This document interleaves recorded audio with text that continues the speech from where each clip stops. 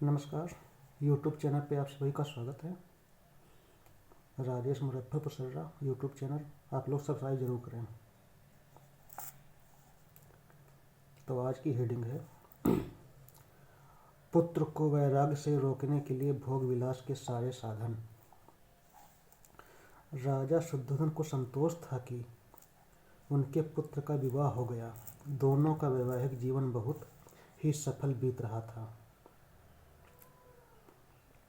सिद्धार्थ को संसार की सारी सुख सुविधाएं उपलब्ध थी, लेकिन सारे सुख व वैभव उपलब्ध होने के बावजूद भी राजा शुद्धोधन अपने पुत्र के भविष्य की चिंता के विचारों में डूबे रहते थे। आश्रित ऋषि की भविष्यवाणी उनके कानों में निरंतर गूंजती रहती थी। उसे पूरा होने से रोकने के लिए उन्होंने योजना बनाई कि सिद्धार्थ को आनंद और भोग विलास के सारे साधनों में व्यस्त रखा जाए, इन सांसारिक बंधनों में बांध दिया जाए ताकि वह सन्यासी न बन सके। राजा ने राजकुमार के लिए गर्मी, सर्दी और वर्षा तीनों ऋतुओं में अलग अलग रहने के लिए 3 महल बनवाए। महलों को अंदर से भव्य रूप से सजाया गया। चारों ओर सुंदर बाग लगवाए जिसमें तरह तरह के रंग व सुगंध वाले फूलों की बेलें और वृक्ष लगवाए। हर महल के पास ही सरोवर बनवाए जिनमें कमल के फूल की भरमार रहती थी। अगली व्यवस्था में राजा शुद्धोधन ने शाककुल के पुरोहित उदाई को आदेश दिया कि वह सिद्धार्थ के आनंद के लिए अंतपुरा की व्यवस्था करवाएं, जिसमें बहुत ही सुंदर और काम कला में माहिर सुंदरियों की कमी नहीं हो, जो राजकुमार को एक झलक से वश में कर लें और किसी भी तरह से सिद्धार्थ को भोग विलास के आनंद में डूबो कर दिल जीत लें। उदय ने राजा के आदेश की पालना में उन सभी सुंदरियों को अच्छी तरह से समझाया कि तुम सभी सुंदरियां पुरुष को मोहकर अपने वश में करने की कला में माहिर हो। सभी बहुत सुंदर व आकर्षक हो। तुम अपने रूप से, अदाओं से साधारण मनुष्य पुरुष तो क्या, ऋषियों मुनियों की भी तपस्या भंग कर अपने काम बाणों से घायल कर सकती हो। तुम अपने रूप के जाल में कामदेव जैसे उन देवताओं को भी फंसा सकती हो जिन्हें सिर्फ दिवलोक की अप्सराएं ही जीत सकती हैं। विख्यात तपस्वी विश्वामित्र गहन तपस्या में लीन थे, लेकिन अप्सरा मेनका ने अपने प्रेम जल व मादक अदाओं से विश्वामित्र की तपस्या भंग कर दी थी और अपने प्रेम जाल में 10 वर्ष तक जंगल में बंदी बनाकर रखा था। माना कि सिद्धार्थ अपनी दृढ़ शक्ति वाले वीर राजकुमार हैं, उन्हें स्त्री रूप से मोहना आसान नहीं है, लेकिन स्त्री की क्षमता भी विराट होती है।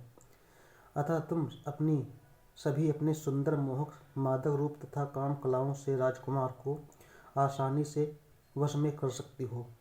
तुम इसके लिए दृढ़ निश्चय कर लो ताकि शाक्य राजा शुद्धोधन के परिवार से सिद्धार्थ दूर होकर सन्यासी न हो जाए।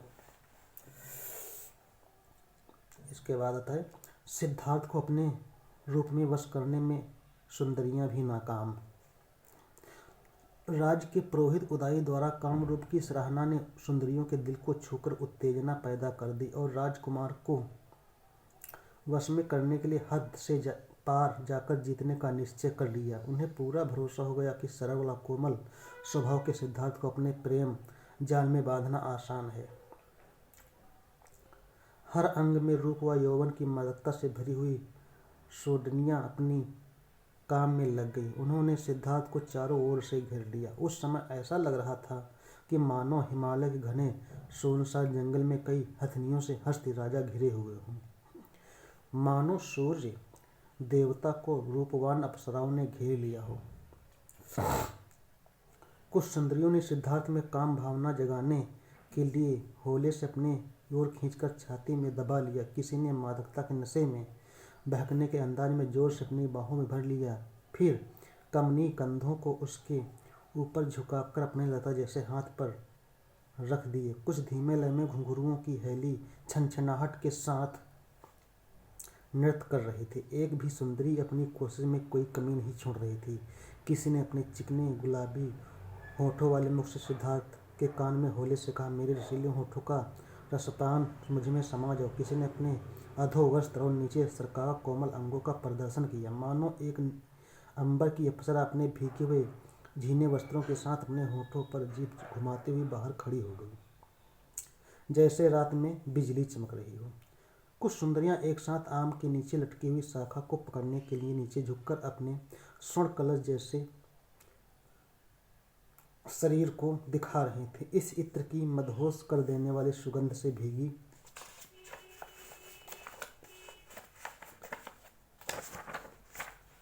सुंदरी ने कुमार से कहा, आओ और इस मदहोशी में व्यस्त हो जाओ। अपने रूप के यौवन का जादू चलाकर सिद्धार्थ को सम्मोहित करने के लिए सुंदरियां हार मानने वाली नहीं थीं।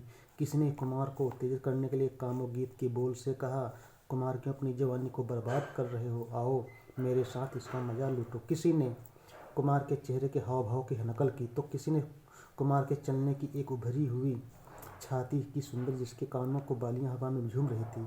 वह जोर से हंसी और इठलाती हुई बोली, यदि पकड़ सको तो मुझे पकड़ो। कुछ सुंदरियों ने फूलों के हारों की लड़ियों से कुमार को बांधने की कोशिश की और मधुर लेकिन यौवन को चुभने वाले शब्द से वार किया।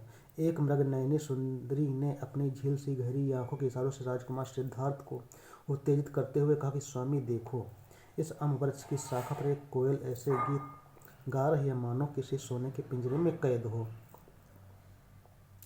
इन वृक्षों और लताओं को आपस में लिपटे हुए देखो मानो कोई पुरुष स्त्री से लिपटा हुआ हो। इन फैले हुए वृक्षों को देखो मानो जो हमारे सौंदर्य से आकर्षित होकर हमारी ओर बढ़ रहे हैं। इस झील में सुंदर चकवी के पीछे तैरते हुए चकवे को देखो।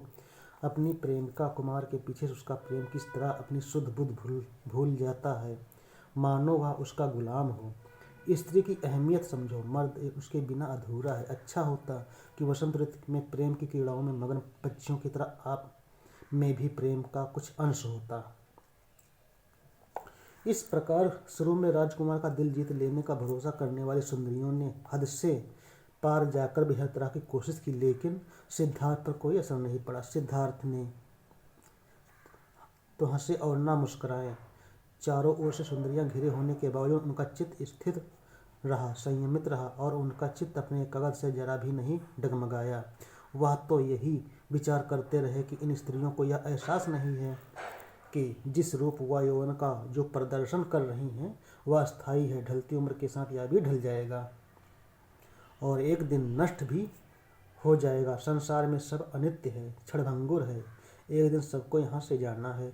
इस प्रकार सिद्धार्थ को लोभाकर वश में करने का यह खेल कई वर्षों तक चलता रहा, लेकिन उन्होंने कोई रुचि नहीं ली। राजा के पुरोहितों की सारी योजनाएं नाकामी रहीं, जबकि उन्हें शाक्य राज्य में एक प्रमुख मंत्री का दर्जा था।